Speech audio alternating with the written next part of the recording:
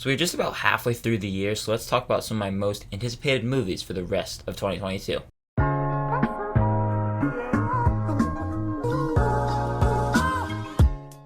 Welcome back to the channel. My name is Ben, and on this channel I love to talk about movies and TV, and if you also love to talk about movies and TV, consider hitting that like and subscribe button. Basically for this video, I'm going to be talking about the movies that I'm looking forward to most for the rest of the year. But make sure to let me know down below in the comment section, what are you looking forward to for the rest of the year? Remember, this is just my list. Your list is probably going to be very different than mine. Also, just keep in mind that all the movies that I'm talking about today have confirmed release dates for the rest of the year. There are a bunch of Oscar movies that don't have confirmed release dates for this year. That's why I'm not including them. One movie in particular that I am really looking forward to that I don't believe has a confirmed release date is Florian Zeller's The Sun, starring Hugh Jackman. I feel like I would just throw that out there just to let you know. But let's start off with some honorable mentions. At 15, we have Prey, the newest Predator spinoff. Now, this movie is set in the 1700s. It takes place much earlier than the first Predator movie. From the trailers, I thought that they set up this movie to look pretty interesting. I'm a little skeptical because it is going straight to Hulu instead of theaters. So that could mean either one of two things. They weren't confident enough to put it in theaters, but it's actually going to be really good.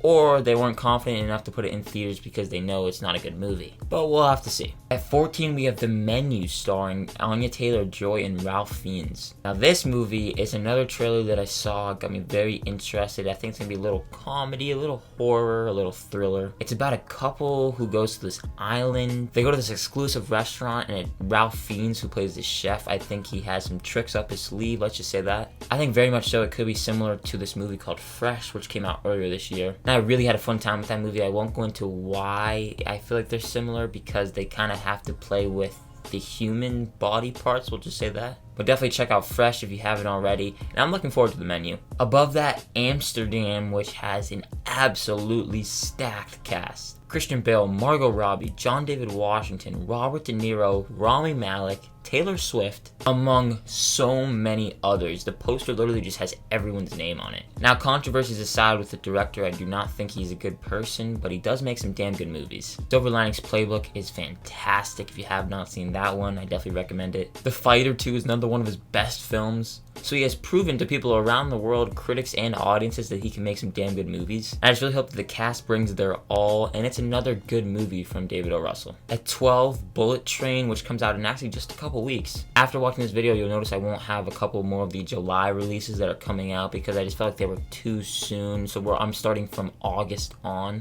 But Bullet Train seems like an action-packed, like, kind of comedy that seems like a blast. It's from director and stunt performer and coordinator David Leitch. He directed Deadpool 2, Fast and Furious Presents Hobbs and Shaw. He knows how to handle action sequences, I feel. And if this movie is just going to be a straight up action-packed joyride, I am in for the ride. Plus, you got Brad Pitt in the lead role. I feel like he's just going to chew up the scenery. I feel like this could be one of the bigger surprises of the summer. And then my last honorable mention is Creed 3. When I did my most anticipated movies for the rest of the year back in January, this one was much higher up.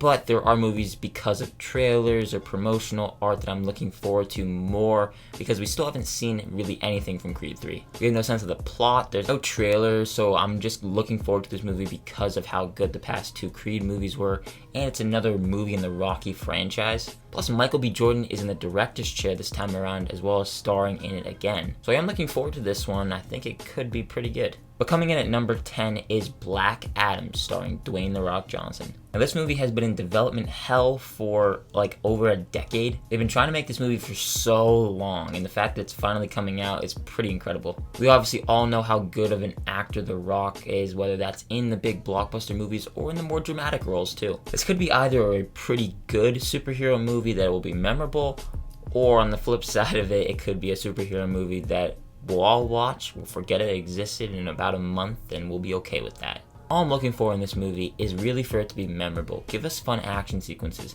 give us some good performances, good characters, and tell a good story. Those are some of the key details I feel that superhero movie needs to do, and we see a lot of that in the MCU, and DC has proven themselves to give us some bangers. Plus, I think it's very possible that Superman could show up in this movie. We'll have to see if they announce anything at Comic-Con in a couple weeks. Above that, we have Avatar: The Way of Water, which is another movie that they've been trying to make for a while now. I feel like you just can't count out James Cameron. From the one trailer that we've gotten so far, this movie just looks stunning. The cinematography and the visual effects are breathtaking. And I haven't seen the original Avatar in a while. I feel like if I had more love for that movie, if I rewatched it more, the sequel would be higher up on my list. But that doesn't mean I'm not still looking forward to it. Then we have the only Marvel movie coming out for the rest of the year, Black Panther: Wakanda Forever. Now this movie has me intrigued for the biggest reason alone, and that is how are they going to handle the tragic passing of Chadwick Boseman. That's the big $1 million question. What will they do for the future of the Black Panther character? I think we're going to see a trailer at D23 or Comic-Con.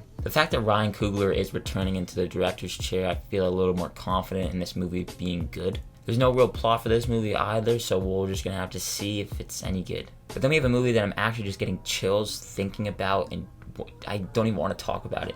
It's Smile.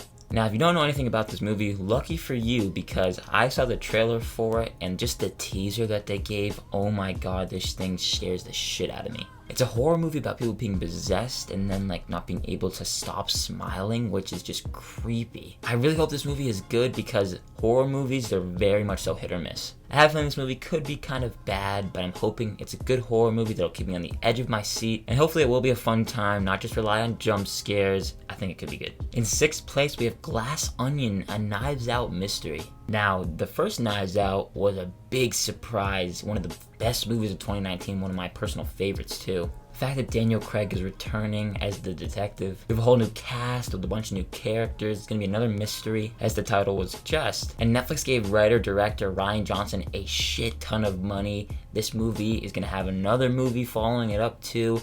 This one's set in Greece. Let's just hope it's as good, or if not better, as that first one. Before we get into the top 5, make sure to let me know your list. What movies are you looking forward to most down below in the comment section. In 5th place, Shazam: Fury of the Gods. I had a blast with the first Shazam, so if this one is anything like that one, I'll probably enjoy it. I loved seeing all the characters in the Shazam costumes. At the end of that movie, we got a little glimpse of what this sequel could be. Having all the siblings team up, that's just really cool. It's coming out this holiday season, and let's hope it's an awesome sequel. Above that, though, we have Don't Worry, Darling from Olivia Wilde. If you remember in my most anticipated movies for the year, when I posted that in January, I was looking forward to this one already. Back then, we hadn't heard anything about this movie. We finally got the trailer, though, and that trailer was so intense. I just kept on rewatching it. Plus, Florence Pugh is one of the best working actresses today, and Harry Styles is both a very talented singer and actor. Olivia Wilde was talking about how this was going to be a mix of The Matrix and The Truman Show. Sign me up and just give me a good thriller. Now my top 3 is just going to be a bunch of Oscar-baiting movies, but I'm looking forward to them. At number 3, She Said. Now I'm assuming a lot of you have no clue what this movie is about. It's based on a true story about the New York Times breaking the sexual assault allegations of Harvey Weinstein. Carey Mulligan and Zoe Kazan in the 2 leads is terrific. I'm a big fan of the movie Spotlight, which is another one of these investigative movies. If you haven't seen that movie, I highly recommend it, and if this movie is anything like that, I'm gonna love it. But at number 2, we have Damien Chazelle's Babylon. Isn't it funny how this is now the second movie that has both Brad Pitt and Margot Robbie on this list? This movie is set in Hollywood about the transition from silent films to talkies. It's gonna be a mixture of historical and fictional characters. For example, Tobey Maguire is playing Charlie Chaplin. Some of the people that saw test screenings of this movie called it a masterpiece. I have faith in Damien Chazelle to give us another fantastic movie. If it's anything like La La Land, I'm gonna be in love. But at number 1, we have Steven Spielberg's The Fabelmans. Now, not only do we have the GOAT Steven Spielberg helming this movie, we also have Michelle Williams, Paul Dano, Seth Rogen. This movie is supposedly loosely based on Steven Spielberg's own childhood. And all those people probably play people that were in his life, but they're fairly loosely based on these real people. After last year's West Side Story, I figured out that I was totally wrong to doubt Steven Spielberg. I came out of that movie in love when I'm very skeptical. I feel like this could be a fairly sweet and heartwarming tale, and the fact that the cast is stacked and you have Steven Spielberg helming it, that's why it comes in at number 1. But guys, those are the movies that I'm looking forward to most for the rest of the year. One more time, make sure to let me know your list down below in the comments section. What movies are you looking forward to most? Thank you so much for watching this video, and if you did enjoy it, consider giving it a like as well as subscribing and hitting that notification bell to get notified whenever new videos like this go live. As always, look forward to more videos coming soon. My name is Ben, people call me Meter, and I'll see you guys in the next one.